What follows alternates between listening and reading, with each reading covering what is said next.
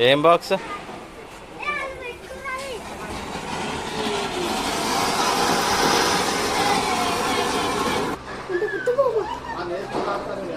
దీని లడ్డు అంటారు, తిరుపతి లడ్డు.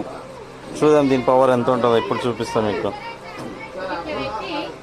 ఇక్కడ ముట్టియాలి లోలకి మధ్యలో. చూసాగా తిరుపతి లడ్డు పవర్ ఎట్లా ఉందో అలా ఉండదు. తిరుపతి లడ్డు అంటే మామూలుగా ఉండదు మనతోటి.